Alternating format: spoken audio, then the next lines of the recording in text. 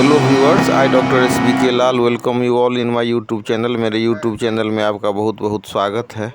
अगर आप इस चैनल पर नए हैं तो चैनल को लाइक शेयर और सब्सक्राइब करें, ताकि इस चैनल के माध्यम से मैं होम्योपैथी के बारे में, उसके दवा के बारे में और बहुत सारे बीमारियों के बारे में बहुत ज्ञानवर्धक वीडियो बनाने की कोशिश कर रहा हूं, और उम्मीद है कि ये वीडियो आपके लिए उपयोगी साबित होगा। आज हम आपके लिए लेकर के आए हैं डैंड्रफ से बहुत सारे आदमी बहुत ही परेशान रहते हैं। कई एक को मैंने देखा है कि बाल में फिटकिरी घसते हैं, तो नींबू का रस लगाते हैं, तो कोई अन्य नुस्खा लगाते हैं, तो कुछ उसमें जो तेल आता है एंटी फंगल वो लगा रहे होते हैं। तो बहुत सारे उपाय करके करके भी जब लोग थक जाते हैं तो उस वैसे स्थिति में भी होम्योपैथी आपको आप की मदद कर सकता है। तो आइए सबसे पहले हम जानते हैं कि ये डैंड्रफ क्या होता है। बेसिकली जो इसको हिंदी में हम रूसी बोलते हैं, तो दाना दाना जैसा उजला उजला या सफ़ेद या भूरा बाल के जड़ में रहता है सर पर, तो उसको रूसी बोलते हैं। लेकिन ये ज़रूरी नहीं है कि वो सिर्फ सर में ही हो, भौं में हो सकता है, काँख में हो सकता है, या त्वचा के अन्य भाग पर भी हो सकता है। जब त्वचा में जो दाना दाना जैसा उजला उजला पदार्थ, ये मोटा भी हो सकता है और सरसों जैसा साइज भी हो सकता है। तो इसके अनेक कारण हैं। कभी ये सोराइसिस का रूप ले सकता है, तो कभी ये एटोपिक डर्मेटाइटिस का रूप ले सकता है, या फिर सेबोरिक डर्मेटाइटिस का ये रूप ले सकता है। कभी ये एक्जिमा के फॉर्म में हो सकता है। तो लेकिन जो बेसिकली इसका डायग्नोसिस होता है वो होता है कि एक ख़ास तरह का फंगस होता है, जिसको हम मेलासेजिया फंगस बोलते हैं। तो उस फंगस के इन्फेक्शन के कारण ज़्यादातर मामले में सिर के जड़ में, बाल के जड़ में ये डैंड्रफ बनता है। और ये क्या करता है कि सीबम को खा जाता है, और खा जाने के बाद जो त्वचा को एकदम रूखा रूखा सा बना देता है। तो कई बार बहुत ज़्यादा जो नमी युक्त बाल है जिसमें कि ये ग्रो करता है, तो एक वो फैक्टर होता है, और दूसरा फैक्टर होता है कि मतलब गंदगी और इस तरह का प्रॉब्लम सब होता है। स्नान नहीं करना, या ज़्यादा केमिकल, हेयर जेल, ये सब तरह का जो बहुत ज़्यादा जब हम केमिकल ये सब यूज करते हैं तो भी ये हो सकता है।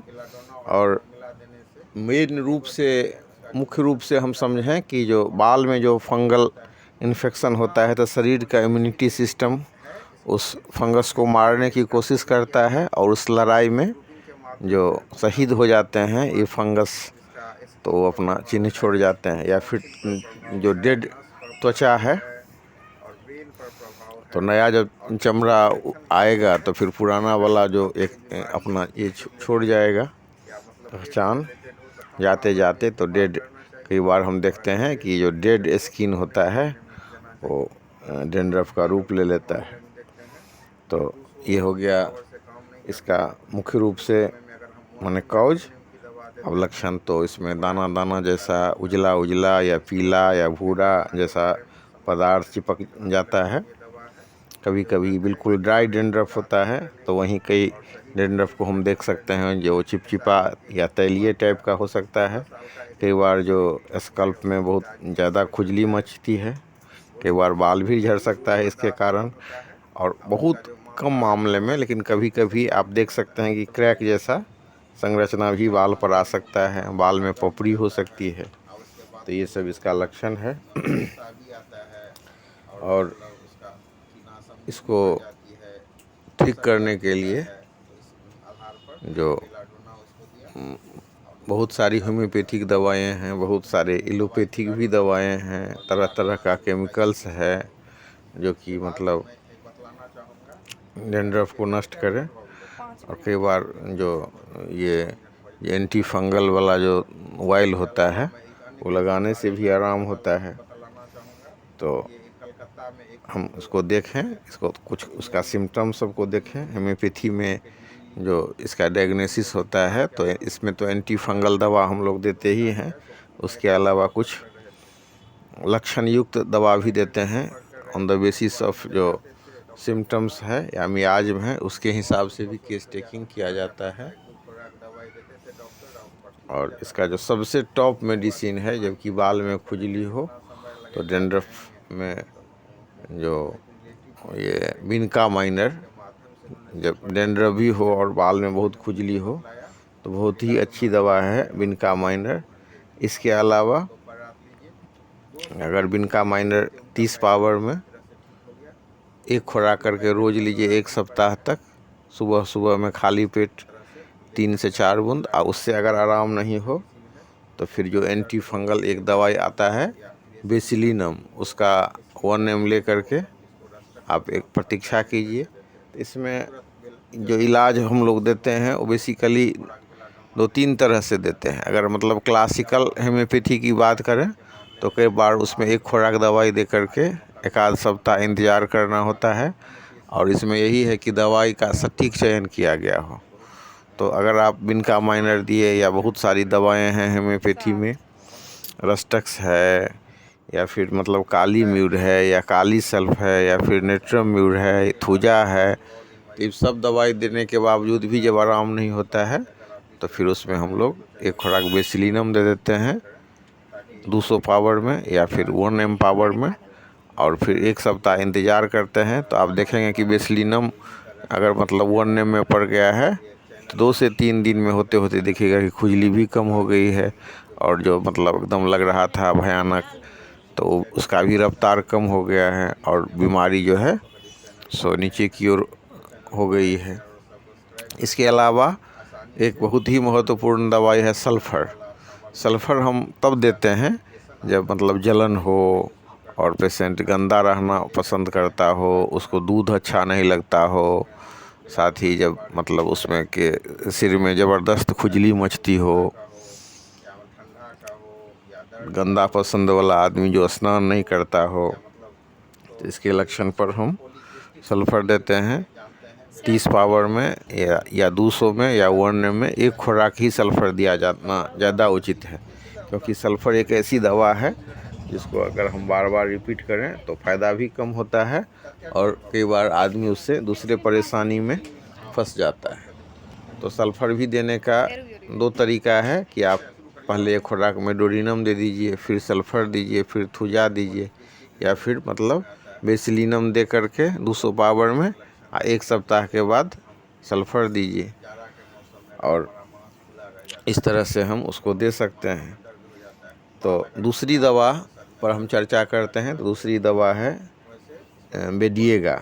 इसमें भी बहुत ज़्यादा मतलब डैंड्रफ होता है, खुजली होता है, और जहाँ पर डैंड्रफ होता है वहाँ दर्द भी हो सकता है।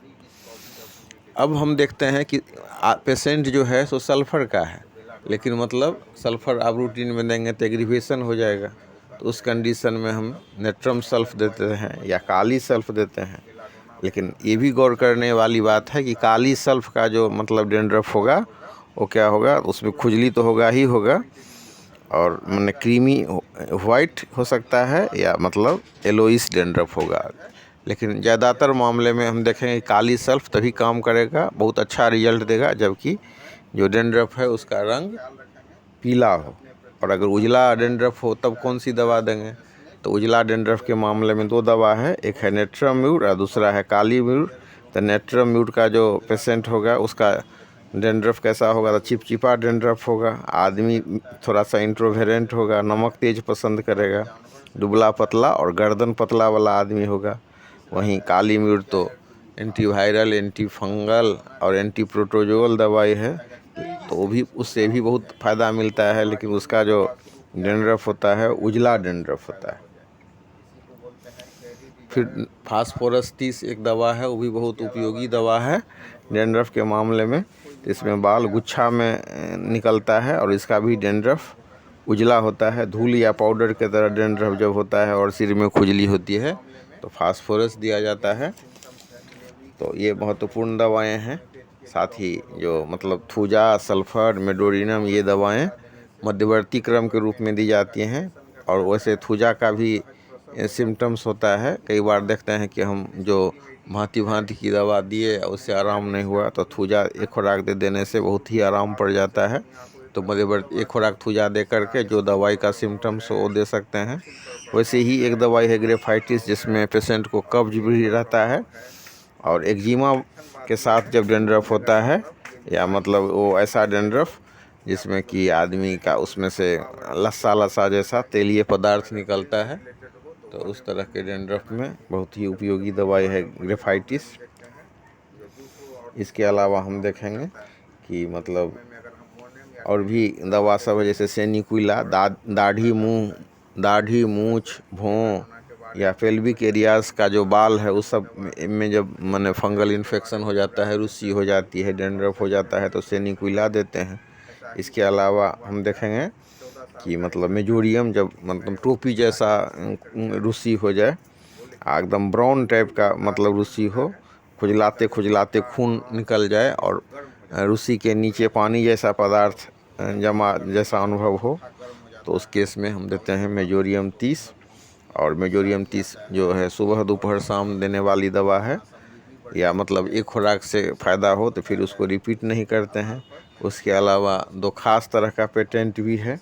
जब इस समझ में नहीं आए कि कौन सी दवाई दें या नहीं दें, तो SBL का एक बहुत ही अच्छा पेटेंट है स्केल्पटॉन, वो देना चाहिए। या फिर AC-4 टैब है, वो भी बहुत अच्छी दवा है।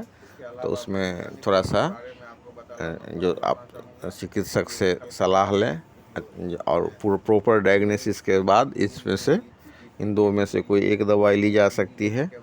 इसके अलावा हम देख सकते हैं कि कई मामले में टेलुरियम से फ़ायदा होता है, तो कुछ मामले में डलका मारा से फ़ायदा हो जाता है। बरसाती समय में डेंड्रफ अगर बहुत बढ़ जाए तो डलका मारा 30 पावर में देने से बहुत अधिक फ़ायदा होता है।